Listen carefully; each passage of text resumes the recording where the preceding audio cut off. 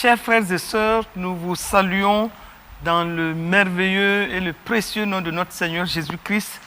Et donc ce soir, sur notre plateau de Que votre lumière luise, nous parlons du pardon qui est une puissance qui libère.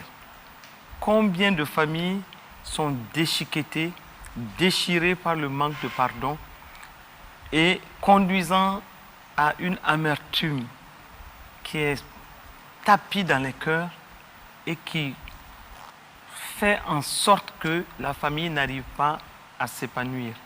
Aujourd'hui, pour en parler, je reçois sur ce plateau de la famille, ce plateau de Que votre lumière luise, notre très cher Abdul Karim Bandé.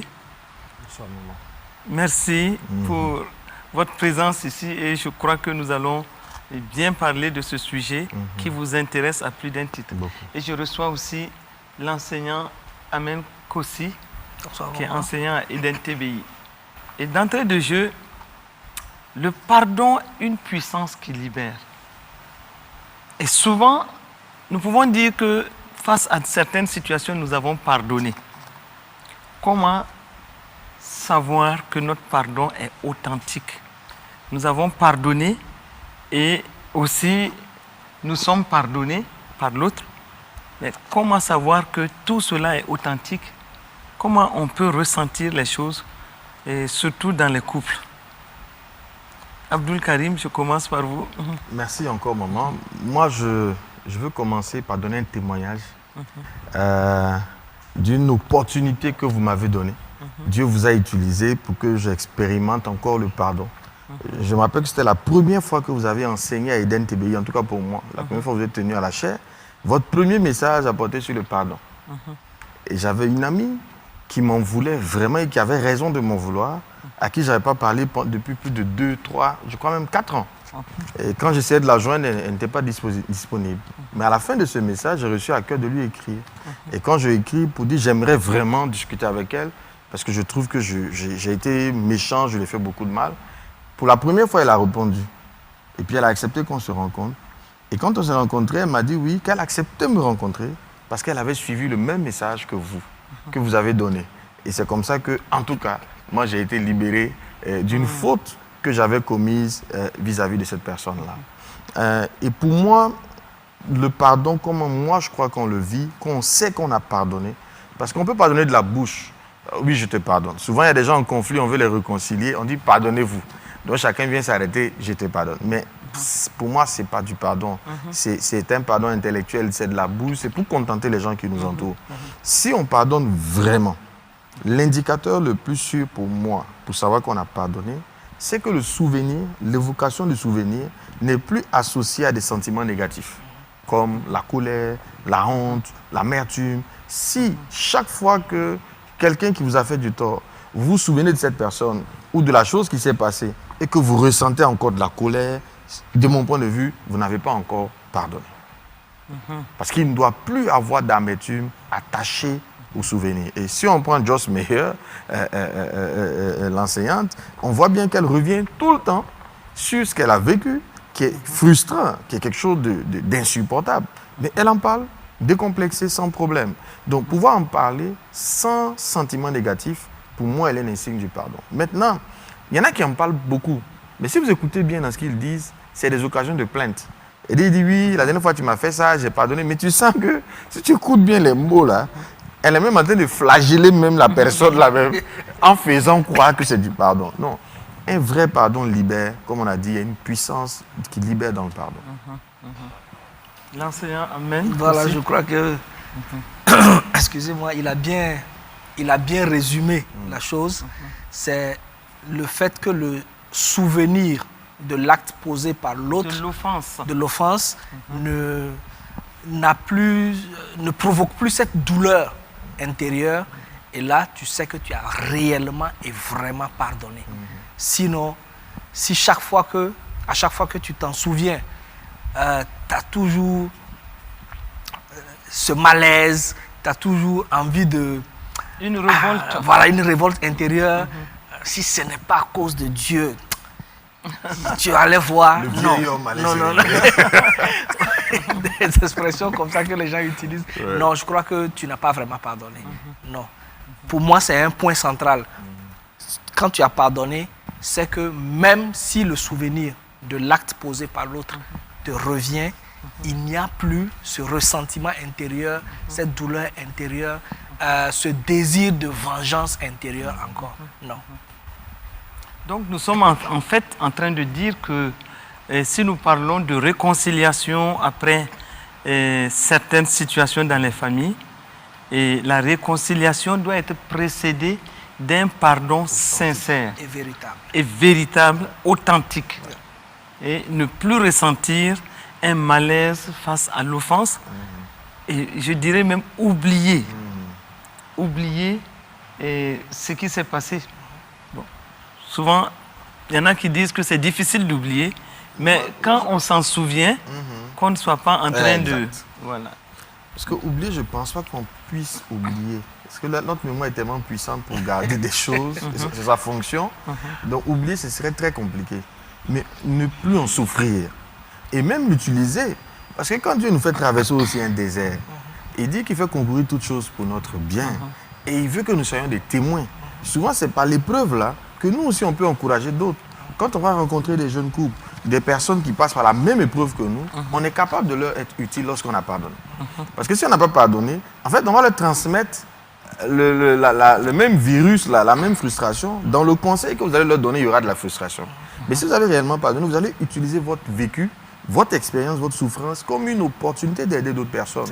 Et je crois que c'est à cela que Dieu nous appelle.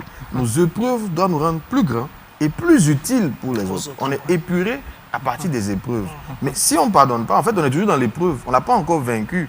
Puisque la caractéristique du chrétien, c'est l'amour. C'est notre bannière.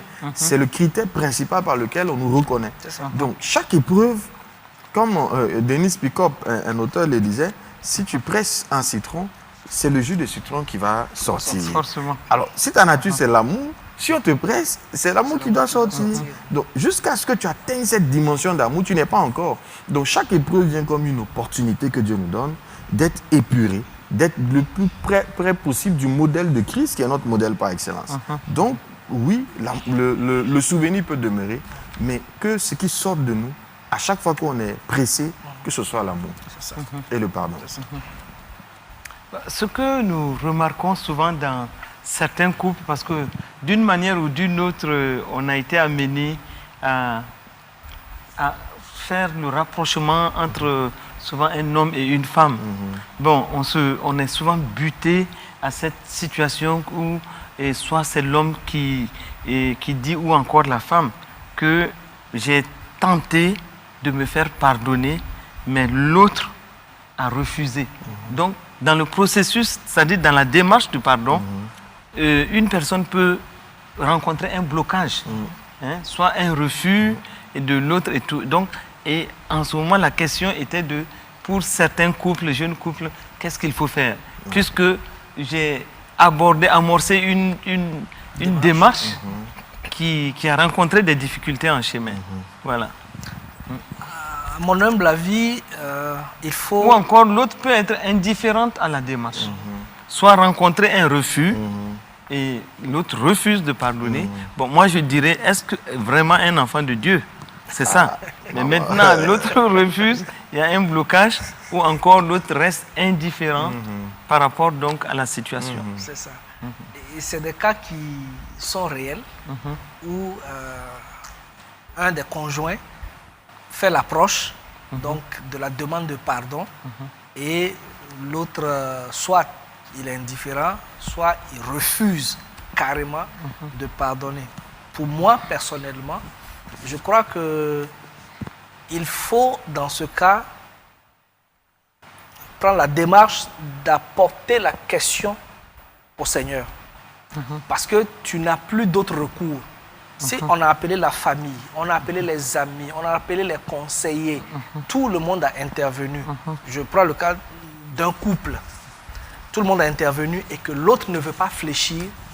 Je crois que notre dernier recours, c'est de porter la situation au Seigneur pour dire, par ta grâce, j'ai obéi, j'ai fait la démarche, j'ai demandé pardon, mais je rencontre donc un mur devant moi. Et comme tu es le Dieu des brèches, Seigneur, parle au cœur de ton fils, parle-lui, parle au cœur de ta fille, afin que il puisse fléchir son cœur, parce que ça peut être une petite rébellion cachée. Ça peut être une petite rébellion cachée dans le cœur qui pousse à faire ça. Voilà. Donc, c'est Dieu seul qui est capable de pouvoir adresser, de pouvoir aborder cette situation avec son enfant. Donc, c'est de la continuer meilleure des manières. à prier pour la personne. Exactement. Et aussi de se conforter dans l'idée qu'au moins, à notre niveau, on a fait la démarche. Et on est sincère dans notre démarche. C'est ça. Voilà. Donc, parce que plusieurs disent, ah, j'essaie, mais ça n'aboutit pas. Parce que l'autre refuse, l'autre fait le blocage, ou l'autre est totalement indifférent par rapport donc à cette démarche-là.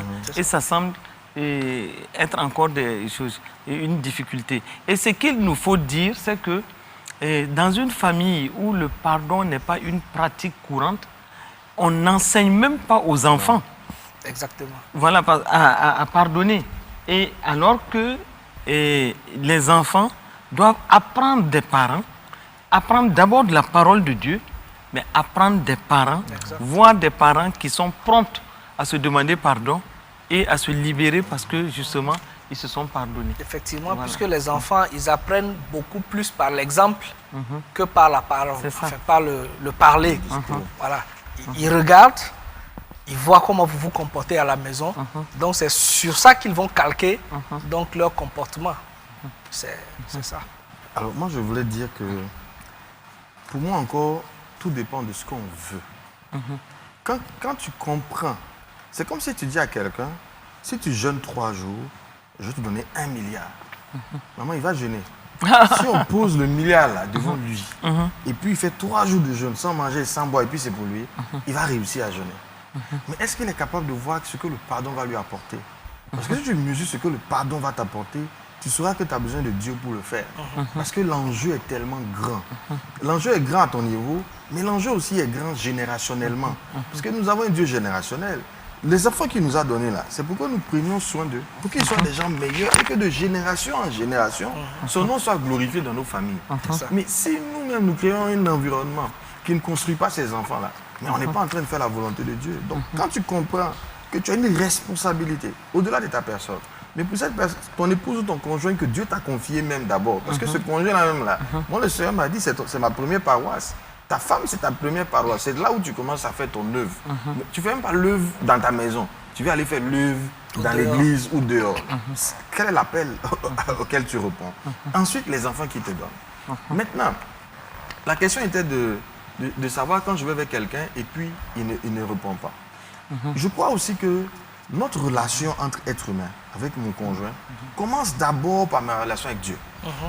Ce n'est pas une relation verticale. Elle est horizontale et c'est de ce lien horizontal que la verticalité là se crée. Donc moi, ma question de départ, c'est est-ce que je suis en conformité avec mon Dieu? Est-ce que ce que je fais, ma vie est conforme à ce que mon Dieu veut? Il ne faut pas se préoccuper de ton conjoint. Devant le Seigneur au ciel, là, il ne va pas venir te demander, tu as fait ça à cause de ta femme. Chacun est jugé. On n'est pas jugé en couple, hein. On est jugé seul. Et on a tous un mandat devant Dieu. Chacun de nous a reçu ses commandements, ses injonctions du Seigneur. Moi, je me préoccupe avant tout de répondre à ce que le Seigneur m'a dit. Maintenant, le Seigneur me dit de pardonner. Je m'assure que tous les principes, tout ce qu'il m'a recommandé pour pardonner, moi, j'ai appliqué. Si je viens te voir que tu refuses, j'ai essayé, je vais continuer à prier pour toi. Mais je suis libéré devant Dieu. Parce que moi, je suis conforme à ce qu'il a dit de faire. Et moi, ce que je dis souvent au couple, toi, tu te comportes bien. Tu obéis à Dieu. Tu es un vrai fils, homme ou femme, un ouïos de Dieu. Et puis ton conjoint se comporte mal et te fait souffrir.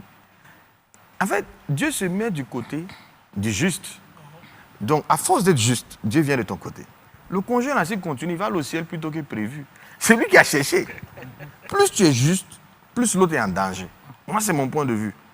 Plus tu es juste dans ton foyer, tu obéis, et c'est l'autre qui passe le temps à t'épuiser. C'est à Dieu qui cherche des problèmes. Parce que dès l'instant que toi, tu te comportes conformément à la parole, tu mets Dieu de ton côté. De ton côté, oui. C'est dangereux pour l'autre. Tu deviens un problème pour ton conjoint. Mais c'est lorsque toi aussi, tu te comportes comme l'autre. Il te fait du mal, tu rends. Bon, Dieu vous regarde parce qu'il ne peut plus rentrer dans votre bagarre. Là. C'est ça. Mais dès l'instant que toi, tu es dans l'obéissance, Dieu vient se mettre de ton côté. Celui qui est en face, là, il est en danger. Vaut mieux qu'il se range, sinon il va avoir des problèmes. Et ça m'amène à parler des vertus. Des bénéfices, en fait, Absolument. du véritable pardon. Ouais. L'enseignant amène. Le véritable pardon apporte premièrement la guérison. La guérison du cœur. La guérison du cœur. La guérison qui précède la cicatrisation. Parce que la cicatrisation est progressive, mais la guérison, elle est instantanée. Surtout avec le pardon. C'est justement pour ça que quand tu y penses, ça fait mal. Quand tu y penses, voilà, tu n'as plus cette pensée de vengeance, de... Quand tu as pardonné. Quand tu as pardonné, c'est ça. Voilà. Quand tu y penses, voilà, c'est guéri, c'est fini. Donc, le pardon t'apporte la guérison. Le pardon te maintient en bonne santé.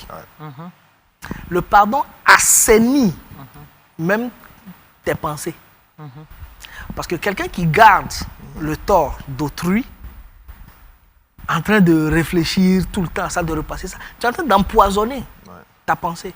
C'est ça. Et de plus en plus, tu vas te retrouver être limité dans tes réflexions. Le pardon, avant de laisser la parole à Karim, t'ouvre la voie dans ta communion avec le Seigneur, ce qui est d'ailleurs primordial pour toi. Oui, l'homme ne vivra pas de pain seulement, mais de toute parole qui sort de la bouche de Dieu. Comment est-ce que tu reçois la parole qui sort de la bouche de Dieu? Mais c'est en communion avec Dieu. Or, le non-pardon constitue un mur entre Dieu et toi. C'est ça. Ça ne peut pas favoriser la communion entre Dieu et toi. Parce que Dieu va continuer à mettre le doigt dessus. Chaque fois que tu viens, il met le doigt dessus. Chaque fois que tu viens, il met le doigt dessus. Pas parce qu'il veut justifier l'autre. Non, il se soucie de ton propre bien et de ton propre bien-être. Donc voilà quelques vertus que je peux donc citer. Et si on est même sensible à l'Esprit de Dieu, on ne peut pas conserver une posture de non-pardon pendant longtemps. Parce qu'il y a cette crainte de Dieu, il y a l'application de la parole de Dieu, mais il y a aussi cette sensibilité à l'Esprit de Dieu qui te montre tous les blocages par lesquels tu peux passer si tu ne pardonnes pas. Et c'est là où il faut interpeller une fois de plus tous les couples qui écoutent en ce moment. Peut-être au moment où nous parlons de cela, vous êtes rongés au fond de vous par un manque de pardon qui s'est même transformé en amertume et actuellement vous en souffrez. Vous êtes même malade simplement parce que vous n'avez pas pu pardonner. Ici, la question n'est pas de dire que vous pouvez pardonner, mais d'abord, est-ce que vous voulez pardonner? Et la question primordiale, est-ce que vous voulez pardonner? Parce que, et moi, je sais que dans mes témoignages, j'ai vécu des situations où j'ai passé le temps à dire au Seigneur, mais qu'est-ce que je leur ai fait? Qu'est-ce que je leur ai fait? Pourquoi? Mais pourquoi? Et tous mes questionnements étaient restés sans réponse. Et je continuais à prier, à faire des prières d'autorité, alors que ce n'était pas de ça qu'il s'agissait. Et le Seigneur voulait que je puisse lui dire simplement, oui, c'est difficile, peut-être de moi-même je ne peux pas, mais je veux le faire. Et en ce moment, il te communique la grâce pour le faire. Et en ce moment, tu es libéré. Si tu veux, le Seigneur te donne la capacité par son esprit. Et souvent, tu es étonné de voir que c'est comme si l'Esprit de Dieu en toi pardonne. C'est-à-dire, c'est l'Esprit de Dieu qui pardonne à travers toi. Et là, on est surpris de vivre les bienfaits en ce moment du pardon et pour sa vie et pour son entourage. C'est justement pour ça que la Bible dit que c'est Dieu qui produit en nous le vouloir et le faire. Le vouloir, voilà, selon son bon plaisir. Le vouloir fait référence à quoi? À sa volonté.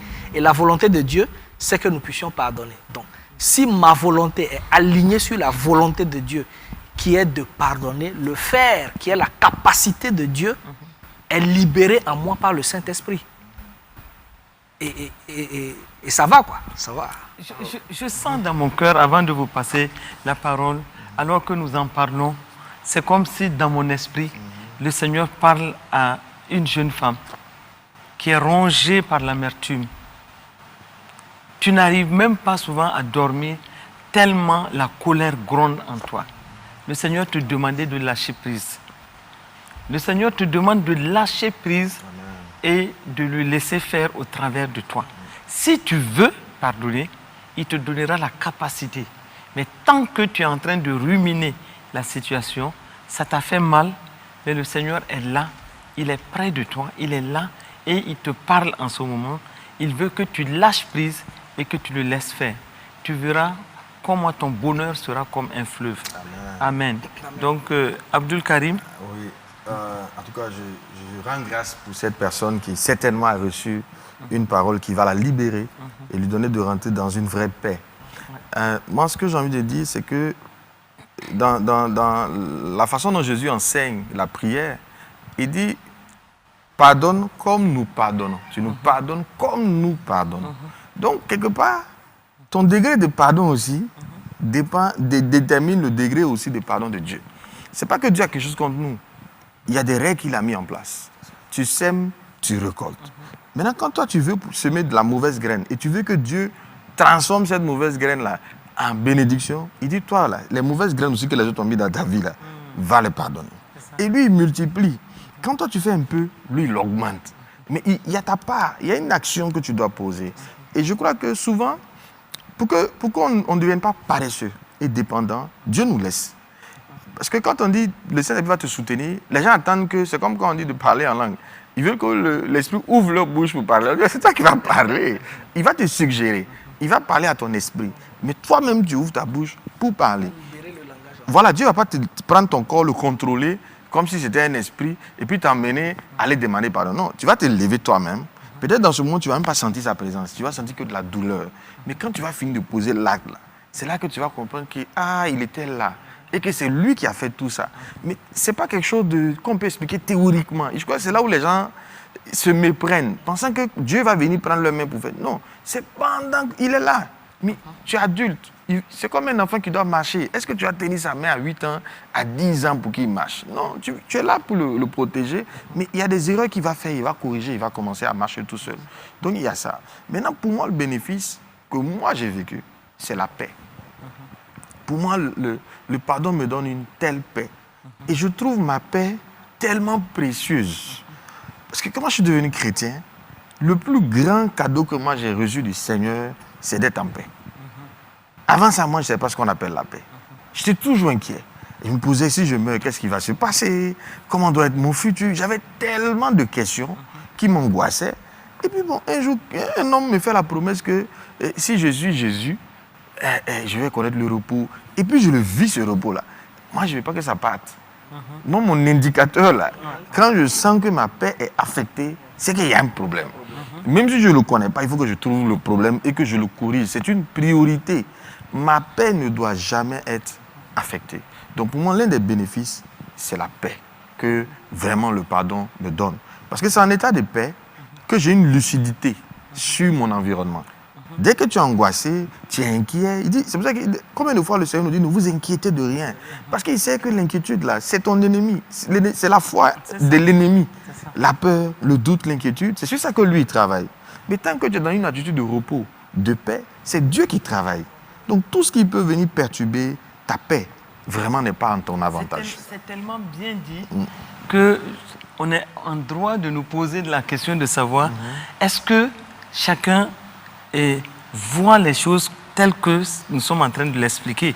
Parce que sinon, comment dans des jeunes couples, comme dans des vieux couples, on voit des problèmes de non-pardon qui perdurent, l'amertume qui s'établit dans les familles et qui bloque. En fait, les gens se rendent compte qu'ils sont bloqués. Les enfants ne réussissent pas à l'école, les enfants sont malades Peut-être le père de famille est malade, la mère est malade, mais ils savent pertinemment qu'il y a une situation, des situations qui ne sont pas réglées, mais ça continue. Donc, souvent, on est en droit de nous poser la question de savoir qu'est-ce qui peut expliquer cela. Moi, ma proposition d'explication, maman, c'est que l'homme s'accoutume. Nous sommes créés de sorte à nous accoutumer.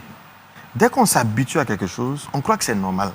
Mais en tant qu'enfant de Dieu. Oui, maman. Parce qu'on est des enfants de Dieu. Oui, c'est ça. Parce que, d'abord, le principe de l'accoutumance. Même en tant qu'enfant de Dieu, si tu ne cultives pas les bonnes pratiques, les bonnes habitudes, la bonne méditation, tu crées une accoutumance qui n'est pas en ta faveur. Le deuxième problème, c'est que quand ils regardent autour d'eux, il n'y a que de mauvais modèles, maman. Et ça, c'est l'un des... On finit par se dire, de toutes les façons, c'est comme ça. Tout le monde fait comme ça. Tout le monde vit comme Mais ça. on n'est pas tout le monde. Mais c'est Étant ça, donné que nous sommes des enfants de Dieu et nous avons un statut, une Exact. identité. En ce moment, il y a deux cas. Moi, dans mon cas, j'ai dit, j'ai la seule famille modèle, maman, que moi j'ai vue dans ma vie, avant que je me marie, c'était mon témoin de mariage, qui était mon professeur d'informatique que je salue au passage. C'est le seul type, quand je vais chez lui, je vois une harmonie que je n'ai jamais vue de ma vie. Je dis, mais comment il fait pour vivre ça? Souvent, vous arrivez chez lui, c'est lui qui a la cuisine. Pendant que sa femme et ses enfants, qui sont 2 filles, sont assises au salon, et puis c'est lui qui cuisine. Je n'ai jamais vu ça. Et donc, j'ai dit, mais c'est possible de vivre comme ça. Et quand je deviens chrétien, j'ai dit, ah non, moi j'ai tellement vu de mauvais modèles. Mais ma Bible me dit que le mariage est bon. Dieu a écrit ça noir sur blanc, alors que Dieu dit la vérité. Si je n'ai pas de modèle, que je devienne ce modèle. C'est là où l'engagement, le chrétien doit prendre sa responsabilité. Puisque Dieu a dit, mais les gens ne voient pas. Comment il a dit, qui enverrai-je? Le Seigneur veut envoyer, mais il ne nous envoie pas tous à aller faire du porte-à-porte. Il y a tellement d'ethnos, il y a tellement de problèmes. Mais toi, tu choisis d'être la solution à quoi? S'il y avait suffisamment de chrétiens qui s'élevaient et qui disaient, nous allons être la preuve, nous allons démontrer la bonté du mariage. Et on ne va pas le vivre seulement, on va le dire, on va le prouver. Les gens vont dire, ah, c'est possible, ah, on peut vivre ça. Ils vont croire. Mais sinon, ils ont l'impression que c'est une utopie. C'est juste un concept flou. Le mariage, quelque chose qui ne marche pas, mais bon, chacun fait avec. Et pour moi, c'est l'un des problèmes que je peux expliquer. Un des blocages aussi qui peuvent se lever, qui sont... enfin, qui est la raison, une des raisons pour lesquelles les gens ne veulent pas s'engager dans la mise en pratique du pardon, c'est le fait que l'un ou l'autre pense que aller demander pardon ou pardonner, c'est être humilié. Parce qu'il y a cette conception aussi qui est là. C'est ça. Mais je t'assure que c'est de l'humiliation. Oui. Comme Christ s'est humilié là. Attention, il ne faut pas confondre Mais une humiliation nécessaire. Il ne faut pas confondre l'humilité et l'humiliation. Voilà. Bon, d'accord. Ouais. Parce que pardonner ou demander pardon, je prends l'acte d'aller demander pardon, ça relève de l'humilité. Oui. Alors quand on dit s'humilier, c'est parce que c'est du français, sinon ça n'a pas vraiment le même sens. Oui, c'est ça. C'est un acte d'humilité. C'est-à-dire quoi? Se rabaisser. Je prends même le cas contraire où c'est toi qui as raison.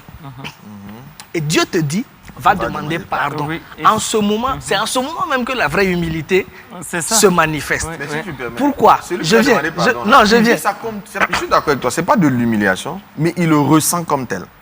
Il a l'impression qu'il est en train d'aller s'humilier. C'est comme de l'humiliation, mais c'est pas le but. À la fin, il se rend compte.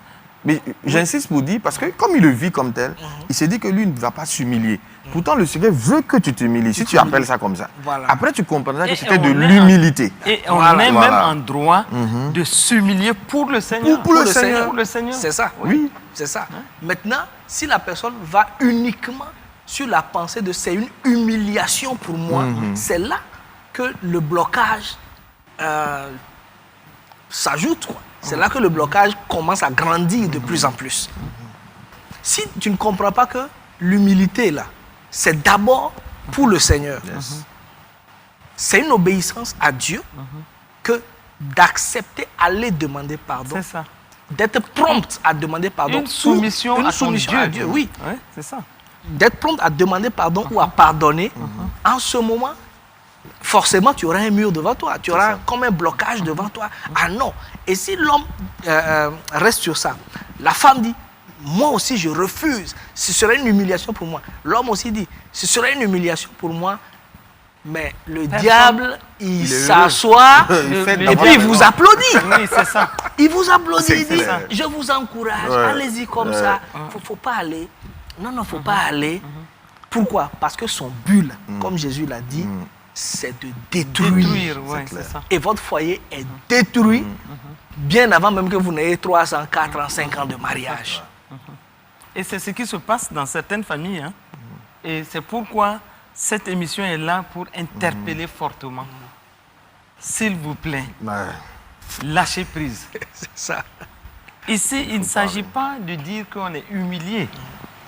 Et il y en a aussi qui se disent, bon, si je demande pardon, c'est comme si je suis en train de dire que je n'ai pas raison du tout.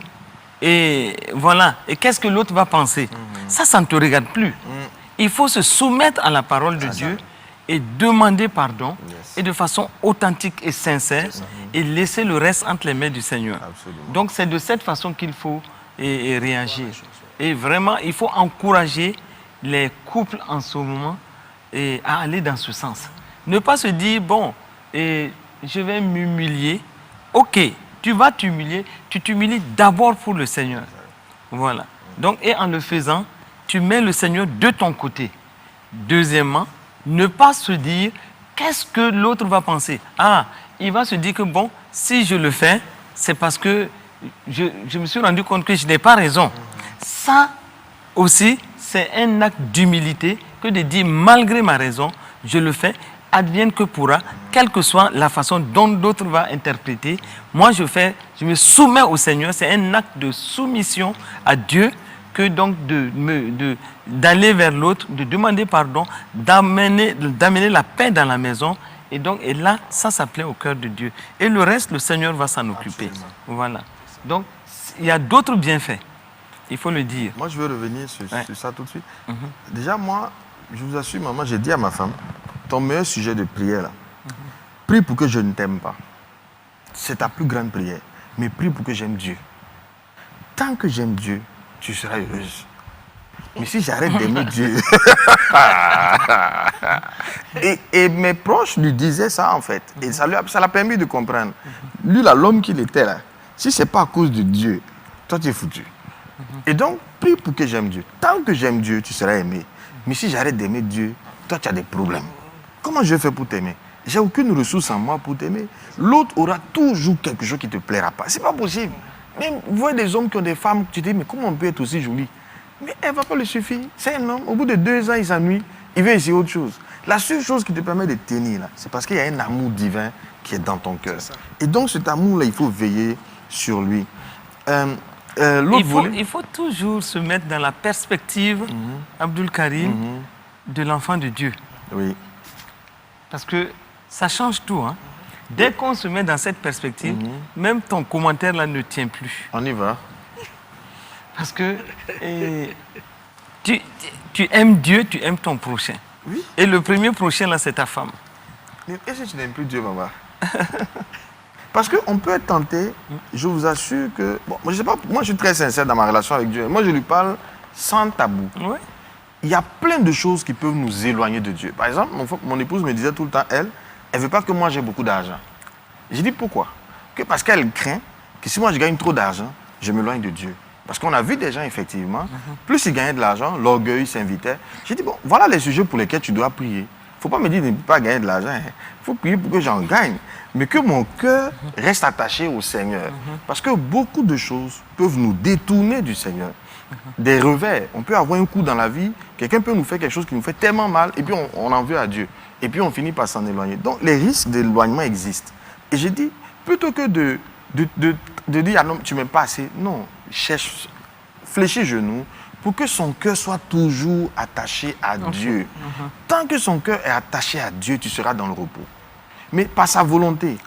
Dans les deux sens, hein, même aussi, je prie pour mon épouse pour qu'elle aime le Seigneur plus que moi. Parce que mon amour pour mon épouse ou mes enfants peut m'emmener à poser un acte qui est contraire même à ce que Dieu veut. Tu peux tellement aimer ton conjoint que finalement, même ça devient comme une espèce d'idole qui t'éloigne de ton Dieu. Ouais. Et ça, c'est pas bon. Par moments, je sais qu'au début, je passais énormément de temps à lire la Bible, à écouter des enseignements. Les choses de sortie, ça ne m'intéressait pas. Et puis elle s'en plaignait. Ah, c'est comme si tu ne me donnes pas assez d'attention. Je dis, bon, c'est vrai, mais comme tu crées une sorte de concurrence entre mon amour pour Dieu et mon amour pour toi. Moi, je te conseille, malgré tout, il ne faut pas que l'amour pour Dieu, là, il baisse. Il faut que lui, il subsiste et qu'il augmente. Plus il va grandir, plus on sera dans un foyer en paix. Plus cet amour va baisser, plus on aura des problèmes. Que mon attention, ma volonté soit toujours portée sur Dieu. Et tant que c'est ça, tous les problèmes qui viennent, je vais les regarder, notre couple va le regarder sous le prisme de Dieu. Tout de suite, on va lui dire, que dit Dieu? On ne va pas commencer à dire, moi je pense. La situation là est comme ça, que dit Dieu? Chaque fois qu'on retourne à lui, on va trouver une solution qui va arranger tout le monde. Mais quand on ira avec nos propres points de vue, ça va devenir, à mon avis, très vite compliqué. Ok. C'est vrai. Alors, qu'est-ce que je peux dire par rapport à ça? C'est, tu aimeras le Seigneur ton Dieu de tout ton cœur et tu aimeras ton prochain. Ce que je comprends dans son commentaire, c'est que tant que tu es attaché à Dieu, l'amour de Dieu pratique dans ton cœur va forcément couler vers ton prochain. Parce qu'aimer Dieu, qu'est-ce que Jésus dit? Il dit aimer Dieu, c'est obéir à ses commandements. Or, le commandement te dit d'aimer ton prochain. Du coup, c'est parce que tu aimes Dieu que tu es prêt à te soumettre à cette parole qui dit d'aimer ton prochain. Voilà. Dieu, lui, sait que ton prochain, ta femme, ton mari, ton enfant, ton père, ta mère, tes frères et sœurs, Dieu sait qu'ils ont des insuffisances, qu'ils ont des limites. Et seul l'amour dans ton cœur, répandu dans ton cœur par le Saint-Esprit, te permet d'aller au-delà des limites, de la même façon que Dieu est allé au-delà de nos limites. C'est le même amour, donc ça s'applique de la même manière. Voilà. Et n'oublions pas qu'un autre bienfait, Jésus disait ceci dans Matthieu 6, versets 14 et 15. Si vous pardonnez aux hommes leurs offenses, votre Père Céleste vous pardonnera aussi. Mais si vous ne pardonnez pas aux hommes, votre Père ne vous pardonnera pas non plus vos offenses. Bon, donc, c'est très clair. Mais maintenant, quand nous disons notre Père qui es aux cieux, que ton nom soit sanctifié, pardonne-nous nos offenses comme nous pardonnons aussi à ceux qui nous ont offensés. Bon, est-ce que nous avons bien compris cela? Bon, donc, voici des aspects bien précis dans la parole de Dieu que nous devons considérer. Et dans certains couples, les gens ne se rendent pas compte que le fait qu'ils ne se soient pas bien pardonnés, ça ouvre des brèches, des portes à toutes sortes de malheurs dans la maison. Par exemple, Jésus dit, Marc 11 toujours, versets 25 et 26, c'est Jésus qui parle. Il dit, lorsque vous êtes debout, faisant votre prière, et souvent nous sommes debout faisant notre prière, il dit, si vous avez quelque chose contre quelqu'un, si la colère gronde toujours en toi, et tu es conscient que tu n'as pas pardonné à ton époux, ou en tout cas à ton épouse, il y a un problème déjà qui est posé. Il dit, si vous avez quelque chose contre quelqu'un, pardonnez. Pardonnez, afin que votre Père qui est dans les cieux vous pardonne aussi.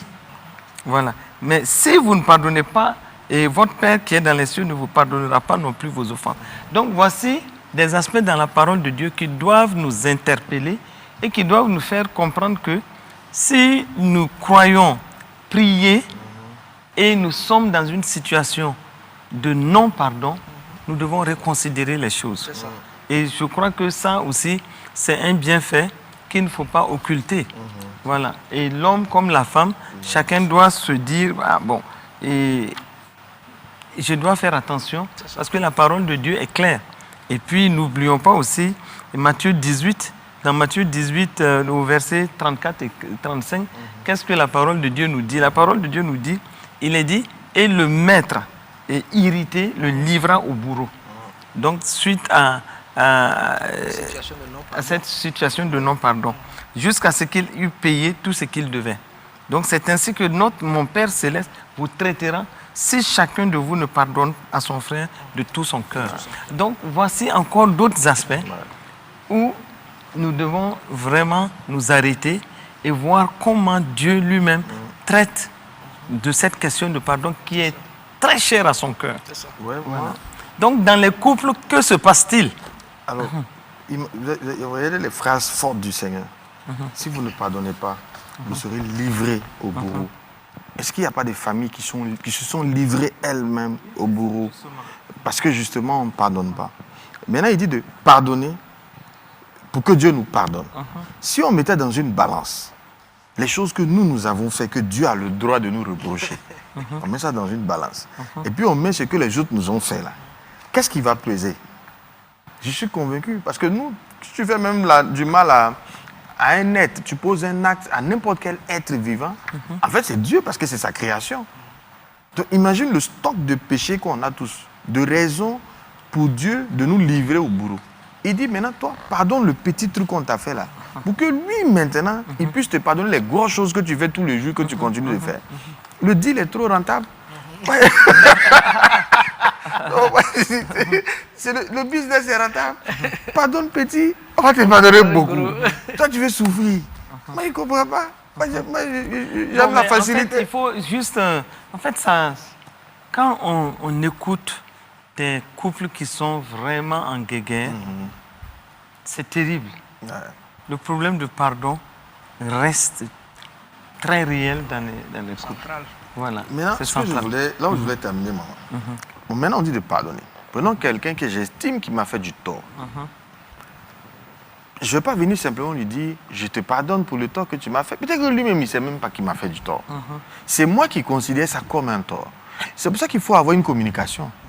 Ah, vraiment, excuse-moi, mon frère, ma soeur, mon épouse, ma chérie. En tout cas, il y a tel acte qui me pose un problème. Voilà, trouver les bons mots. Mais ça me gêne, ça me dérange. Voilà ce que ça me fait. Voilà comment j'en souffre. Et je crois que c'est ça qui est humiliant. C'est ça qui nous donne le sentiment de nous humilier. Le fait de venir montrer notre fragilité. Admettre qu'on souffre, admettre qu'on a une faiblesse, c'est très difficile. Moi, j'ai envie de donner l'exemple et je sais que plusieurs hommes sont dedans. Les hommes chrétiens, dans les premières années de mariage, on est choqués d'observer que c'est nous qui allons tout le temps vers nos épouses. Elles ne viennent pas vers nous. C'est très rare des mamans. En tout cas, la plupart des hommes, quand j'aborde le sujet... J'avais toujours cru que c'était le contraire. Non, c'est très rare. C'est nous, on est comme des mendiants. Tous les jours, on te fuit. Elle regarde la télé jusqu'à elle dort au salon. Peut-être elle dit, elle vient pas, elle veut que tu dormes d'abord avant de revenir. Et c'est très frustrant. Et je vous assure que si vous ne mettez pas votre ego de côté, pour poser le problème, il y a une guerre qui ne dit pas son nom dans la maison. Oui, On mais sait c'est pas ça. pourquoi on est en colère. Abdul Karim, c'est ça qu'il faut dire Exactement. à ces couples-là qui écoutent. Il Il faut faut mettre que son ego de côté. C'est ça. C'est et, humiliant. et chercher. Et poser le problème, lui dire, ah, voilà comment moi je vis la situation. Et maintenant, elle aussi, elle va te dire comment elle vit la situation.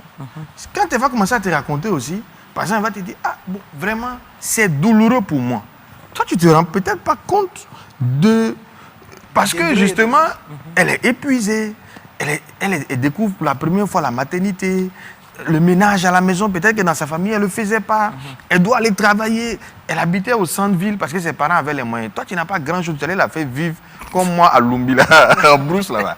Elle doit quitter, aller jusque-là, faire le ménage. Elle n'est pas habituée. Elle est épuisée.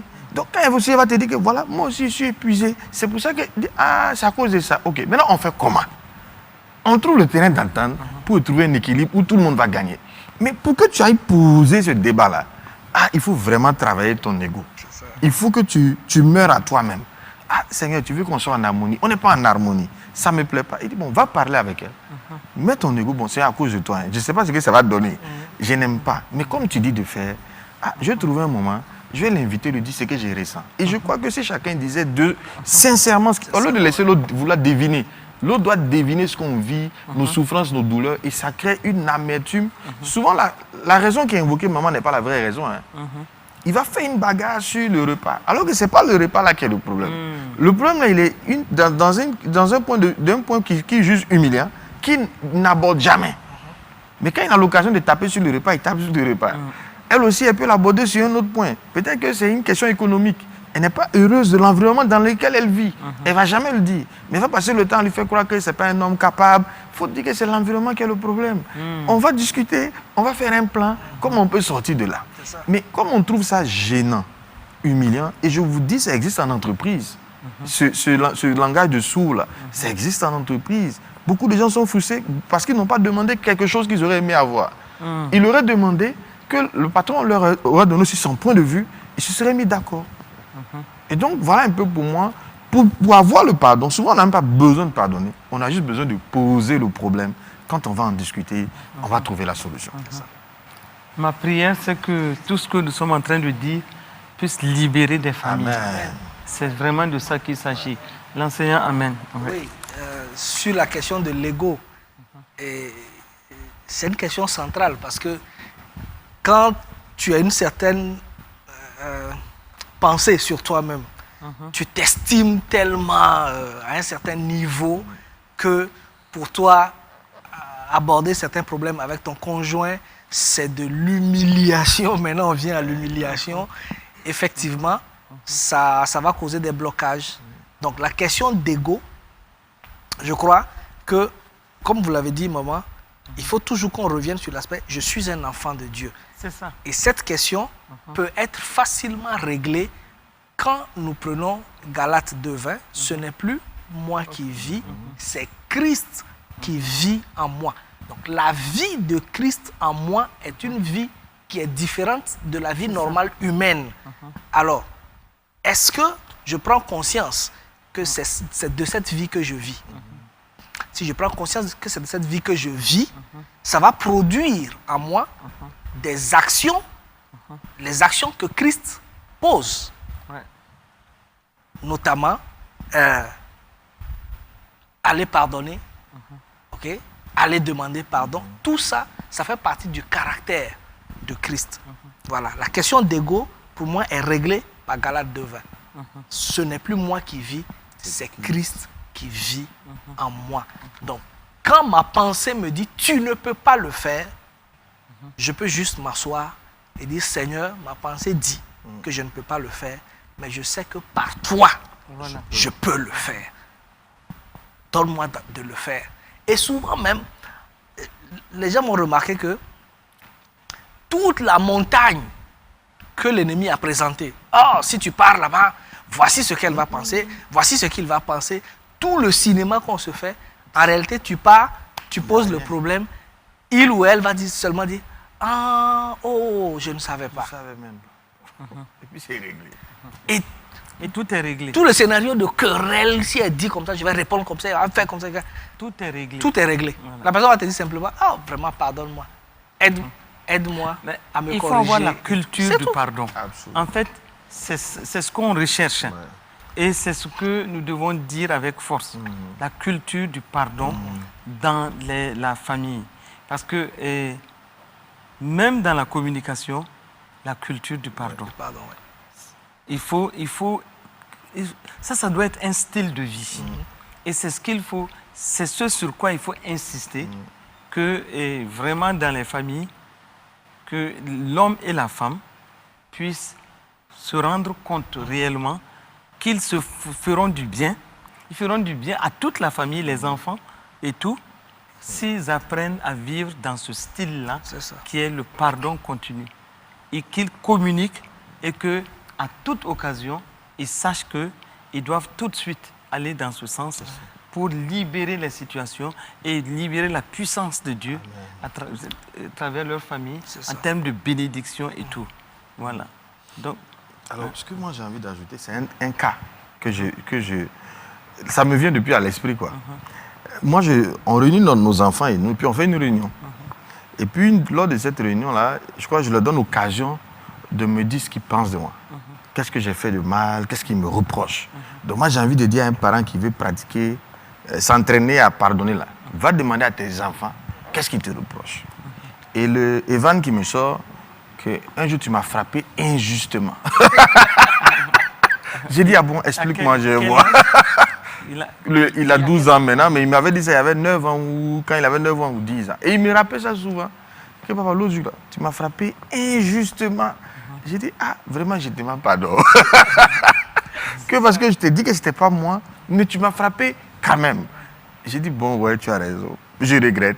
Mais je t'ai aussi frappé pour toutes les autres bêtises que tu n'as pas avouées là. Mais, bon, je veux donner ici, encourager vraiment ceux qui nous suivent, créer des exercices. Permettez à votre conjoint, si c'est trop difficile avec le conjoint, entraînez-vous au moins avec les enfants. Autorisez vos enfants à vous dire ce qu'ils pensent de vous. Vous allez être étonné de voir leur point de vue. Peut-être vous pensiez bien faire, mais pour lui, c'était mauvais. Écoutez-le. Et puis, si ça mérite que vous demandez pardon, demandez-lui pardon. Ah, je me suis trompé. Et le simple fait d'ouvrir la bouche même et puis dire pardon, là, une seule fois dans ta vie, là, tu es en train de te libérer comme ça. Et au fur et à mesure, pardonner va devenir un style de vie. Dieu nous aide, mais il faut poser aussi des actions. Et pour moi, c'est ce que je voulais ajouter. Oui, allez-y. J'aimerais ajouter que, par exemple, pour le couple, aller vers l'autre pour demander pardon ou bien pour dire que tu pardonnes, il faut aller dans le... Il faut confronter les situations, mais il ne faut pas aller dans l'attitude d'affrontement. Parce qu'il y a ça aussi. Quand tu pars dans le style d'aller affronter la personne, Ça marche pas. au lieu que vous vous accordez pour confronter la situation, ça aussi, ça ne marche pas. Parce que tu pars déjà dans la posture de guerre, de bagarre. Tu veux avoir raison. Tu veux avoir raison. Du coup, tu vas vouloir développer des arguments pour dire c'est à cause de ci, à cause de ça, à cause de ça. Non, on n'a jamais raison à 100%. Ça n'existe pas. Non, on n'a jamais n'a raison. jamais raison à 100%. Même si c'est 1% de tort que tu as, tu as tort. Tu as tort quand même. Le Devant Dieu, pourcentage, tu as tort. devant Dieu, tu as tort. J'aime dire, le péché devant Dieu n'est pas une question de grandeur. C'est la nature de la chose. Donc, celui qui a volé 25 francs, il a volé. Comme celui... Celui qui a volé 10 milliards, des voleurs. il a volé. Vous êtes tous des voleurs. C'est comme ça. clair. Voilà. Maintenant, voilà, il ne faut pas aller dans le sens de l'affrontement, mais confronter le problème, ça va vous aider donc à pouvoir mieux appréhender cette question du pardon. Et je donne un exemple pour terminer. Ça s'est passé avec ma servante, une de mes servantes. Elle n'est plus chez moi. Je sortais, je ne sais pas quel acte elle avait posé, et puis ça m'a offusqué. Et en rentrant dans la voiture, j'ai dit, mais tu es bête, non? Tout de suite, quand j'ai dit ça, mon cœur a... C'est ça, mon cœur... Mon cœur m'a grondé. Tout de suite, le Seigneur me dit, tu as mal fait. C'est un péché. Il faut que tu te répandes. Oh, j'ai joué au Gandaogo. J'ai démarré la voiture, je suis parti. Je suis revenu le soir à la maison. C'est elle qui est venue ouvrir le garage. Je suis rentré. Dès que je l'ai vue, la consigne du Seigneur est revenue. Sans même descendre de la voiture, je l'ai appelée. Je lui ai dit, viens, j'ai dit ça ce matin. Je n'avais pas le droit de te dire comme ça. Je te demande pardon. La simple phrase, je te demande pardon là. Mais ça m'a apporté une telle paix. Et on dirait on m'a mis de l'eau froide dessus. À toi et à elle aussi. Et à elle aussi. Effectivement, quand j'ai dit ça, elle a versé presque des larmes. Parce que ton patron qui vient s'arrêter devant toi dit pardonne-moi. Et tout. Pour elle, c'était impensable en fait. Elle a voulu justifier. J'ai dit non, ne justifie pas. C'est moi j'ai fait. Et c'est moi je viens te demander pardon pour cela. Voilà. Et je crois que ce témoignage nous fait dire que le pardon, c'est vrai. Nous parlons du couple. C'est de l'homme à la femme, de la femme à l'homme. Mais aussi, c'est dans les interactions dans la famille. Avec une servante et avec un garçon qui est dans la maison, qui fait des courses. Donc, quand on sent qu'il faut le faire, il faut le faire. Et ça doit être le style, ça doit être une pratique. Et donc, une culture dans la maison. Et tout cela, il faut le dire, ça tire son fondement du véritable amour divin. Et cet amour divin, si nous disons que nous sommes des enfants de Dieu, cet amour divin est répandu dans nos cœurs par le Saint-Esprit, comme le dit l'apôtre Paul aux Romains, dans Romains 5, au verset 5. Et donc, tout ceci doit nous garantir une harmonie familiale, parce que si on arrive à mettre en place des cadres de communication, parce que ça c'est important, où justement, comme Abdul Karim le dit, et des cadres où on peut dire, bon, Donc, dites-nous comment les choses se passent et s'ouvrir à cela, accepter ce qu'on dit, discerner là où on doit se corriger et en toute humilité. Je crois que ça, c'est une plus-value pour une famille. Ça, c'est un. Mettre en place aussi des cadres pour la prière. Et je me dis que si on doit prier ensemble, on ne peut pas être tout le temps en train de prier ensemble sur des questions de non-pardon. On ne peut pas camoufler. Du jour au lendemain, le Seigneur nous attirera notre attention sur le fait que ne soyez pas des hypocrites. Vous ne pouvez pas prier sur un terrain d'amertume. Voilà. Donc, même quand on commence, un moment, le Seigneur va vous arrêter et vous amener forcément à faire le nettoyage. Donc, il est important pour les familles de mettre en place ces cadres de communication et de communion au niveau de la famille, mais aussi des cadres pour la prière. Donc, quand la famille apprend donc, à se retrouver et à parler de tout et de rien, mais au même moment, à faire donc une évaluation de la vie familiale, on va forcément arriver sur des points qui nécessitent des corrections. Et si en plus on prie régulièrement, on ne peut pas, je dirais, prier 1 jour, 2 jours, 3 jours sur des amertumes cachées.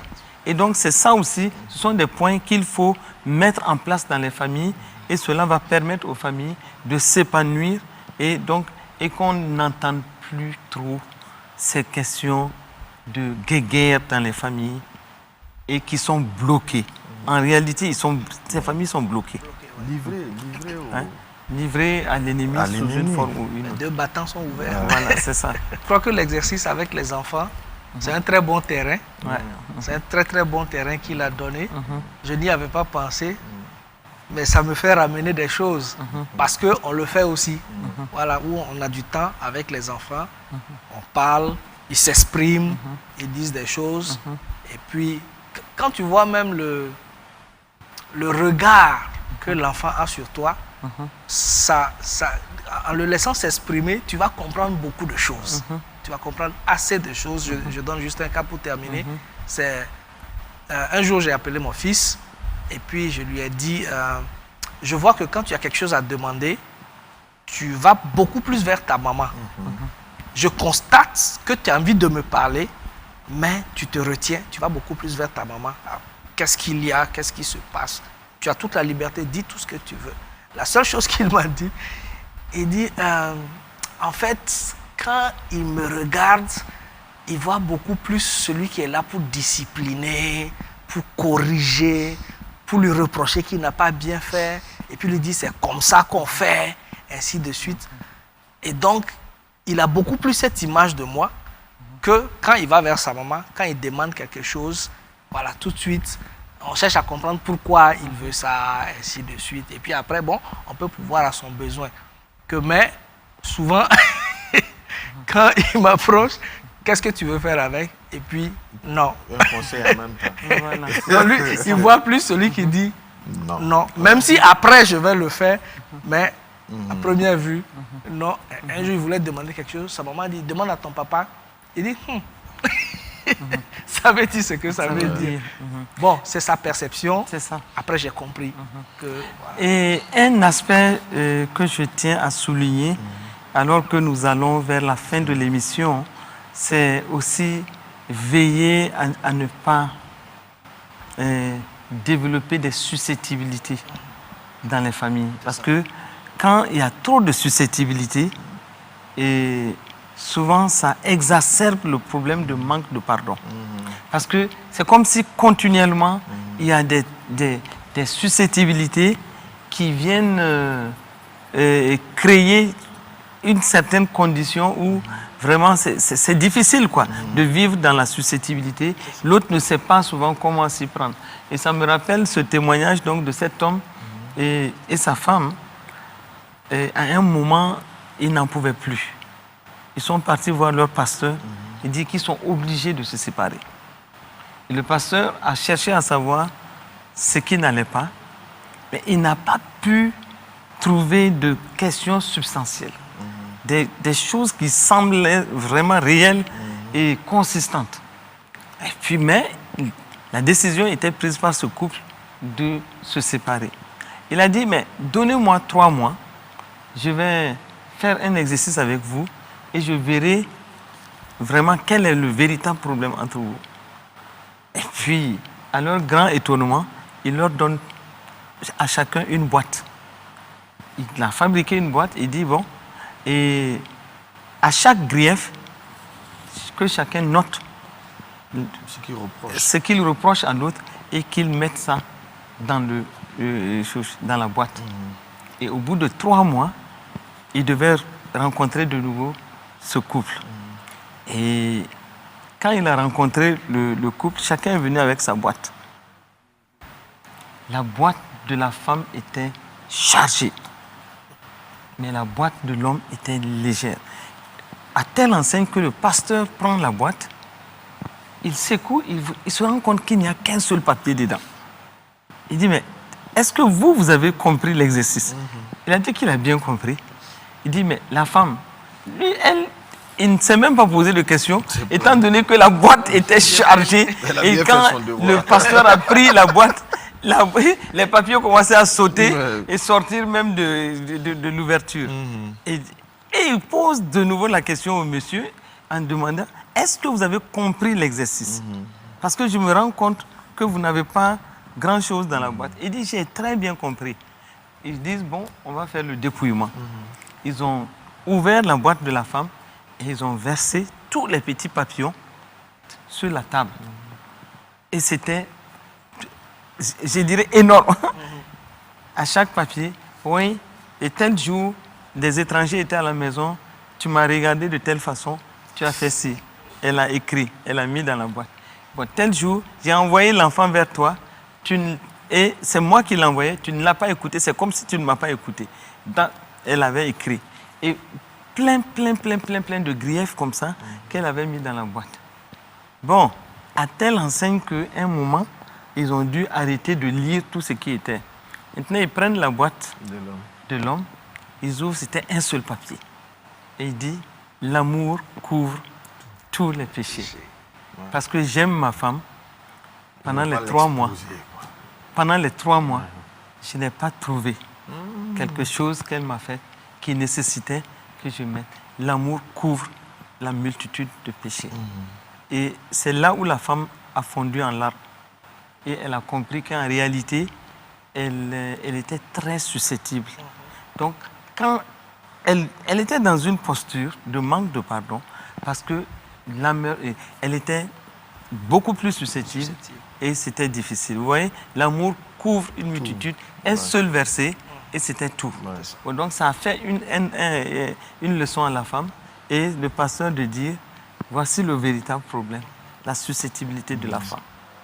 Donc, nous sommes à la fin de l'émission. Est-ce que l'enseignant amène à quelque chose de précis, une interpellation à tous ces couples qui nous écoutent et par la suite, Abdul Karim Bandé, et si vous avez quelque chose à dire, et vous terminez par un mot de prière. Voilà. La seule chose que je vais dire, c'est, on l'a dit au début, la question de l'ego personnel. Vraiment, il faut, s'il le faut, prendre cela comme un terrain de conquête et demander au Seigneur Saint-Esprit, aide-moi à manifester Galates 2:20. Aide-moi, Seigneur, parce que je n'arrive pas à me départir de mon ego surdimensionné. Je dis ça comme ça. Si cette question est réglée, vous allez voir que beaucoup de choses seront tamisées, beaucoup de choses vont s'éclaircir et croire que en allant vers l'autre, c'est lui donner raison. Non, ce n'est pas une question de raison, c'est je veux vivre dans le bonheur. Et comme mon frère et ami Karim l'a dit, la paix là doit avoir un grand prix à tes yeux. Vivre dans la paix doit avoir un grand prix à tes yeux. Préserve cette paix, préserve le bonheur. C'est pour ton propre bien. Moi, ce que j'ai envie de dire, il y a tellement de choses à dire que je ne sais pas comment on conclut cette belle émission. Et je suis très heureux pour les personnes qui l'ont suivi et dont la vie va être certainement transformée. Je pense encore à cette dame pour qui maman a envoyé une parole. Je prie qu'elle la reçoive vraiment dans son cœur et qu'elle se mette à agir. Et je crois que, en fait, les gens ne savent pas ce que veut dire être aimé. La plupart des individus ont grandi dans des familles où le mot amour ne voulait rien dire. Et ils arrivent dans le couple avec beaucoup de limites. Ils sont frustrés, ils sont complexés, ils ne s'aiment pas, puisqu'on ne les a jamais aimés.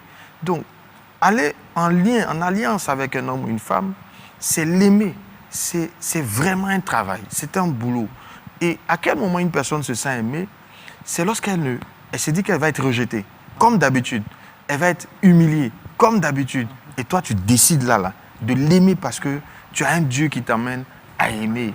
Et en ce moment, la personne se dit, ah, c'est possible qu'on puisse, moi, m'aimer aussi. Et c'est ce que Dieu attend de nous.